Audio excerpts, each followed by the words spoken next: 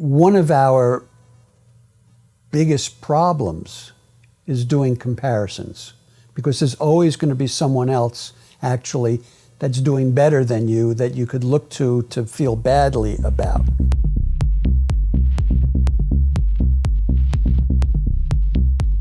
Something a lot of us struggle with is kind of the internal monologue, the voice that's always talking to us, and sometimes that internal voice isn't particularly kind, and it can be very, very self-critical. Yes. I was really interested to get your thoughts on the role of self-compassion and self-care in resilience, because how we talk to ourselves matters so much, but some of us seem to be getting it so wrong. Why do you think that is, and how can we begin to talk to ourselves in more friendly terms? We learn the lessons that we live throughout our lives in our childhood.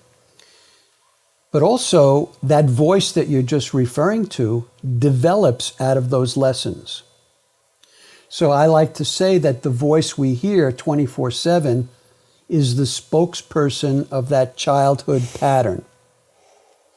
Well, it's bound to be wrong because it developed out of an environment that isn't an optimal environment. I don't care the best childhood that you might have had. I had a good childhood, but I got a lot of bad lessons. Not that my parents intentionally gave them to me, but some of them are from their wounding, some of them from their lessons of childhood. They grew up in the Depression years, so that influenced them. They grew up during World War II. That influenced them, and I came out of that. So I'm bound to get lessons that are not optimal. But my voice that I developed was based on that environment, which could be at times critical of me, which could at times be, imagining that other people are being judgmental of me, etc. So the first step, and this has to do with my first pillar of resilience. My first pillar is our relationship with ourselves. And that's based on how we treat ourselves, how we talk to ourselves. And one of the things I have the people that I work with on all levels in training and courses is to begin to stalk their pattern, stalk that voice. What is that voice saying? How is it treating you? And I like to refer to a psychologist at the University of Washington. His name is John Gottman. And he does a lot of research with couples. And he has found that in relationships, if the positive to negative interactions are 20-1 positive to negative, that relationship is in good shape. But when that ratio comes down to about 5-1 positive to negative, that relationship is in trouble. So I've taken that concept and refer to a person's Gottman ratio, okay? And so I have people pay attention to how they talk to themselves. What is your Gottman ratio? Is it 5-1, 20-1, or is it 1-5, more negative than positive? Okay? Well, how do we address this? So you have this existing voice that is not one that you chose, it's one that developed out of the lessons of childhood. What we want to identify is a healthy internal voice, a healthy internal parent. And so I've identified the qualities of a healthy internal parent. They come from a place of compassion, love, acceptance, support, and care. And I've recently added a sixth one, which is joy. Something that people leave off the table too much of the time, right? And so now we have an ideal. Now we have a place to shift to. How do I let go of this?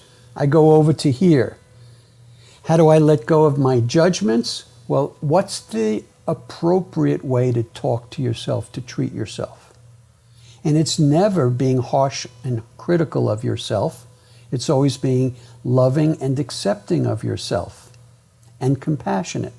And so part of the process of becoming resilient is the more you could say no to that voice and recognize that it's never correct. Never correct.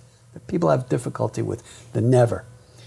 And shift into, now you have a place you can shift to, this healthy voice. And how does that healthy voice talk to you? From compassion, love, and acceptance. Okay? And why is this always wrong? And I say it's always wrong even when it recites a fact. Interesting. Even when it recites a fact, it's still wrong. And that's because it comes from the wrong place. It comes from a wounded place.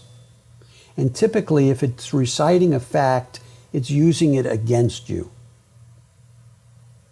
And so, yeah, you got that wrong. Why did you get that? You shouldn't have gotten that wrong. You are not good enough, et cetera, et cetera.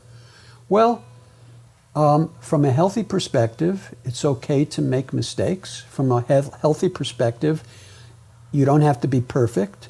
From a healthy perspective, we learn from our mistakes, etc. So my first pillar of resilience is learning to identify these bad messages and then to shift into the healthy place. And I work with people that anytime they're not feeling good, it's because there's some message that they're giving themselves that causes that. You mentioned your parents there in the Great Depression, the Second World War, and I think for a lot of people, their strategy when they faced a stressful or an anxious or even potentially depressing part of their life is to think, well, it's not as bad as someone else. It might be a relative, an ancestor, someone else in another country. Is that a healthy strategy? I laugh because we do that on all different levels. In fact, I have people who have difficulty taking in the good because they're concerned about other people, and it gets in their own way of appreciating the good in their own lives. So I don't like to use absolutes, but you want to think about yourself. You want to find ways for you to be happy in your life. You don't want to do it at someone else's expense. So you don't want to. One of our biggest problems is doing comparisons, because there's always going to be someone else actually that's doing better than you that you could look to feel badly about. So in general, I encourage people not to do those comparisons.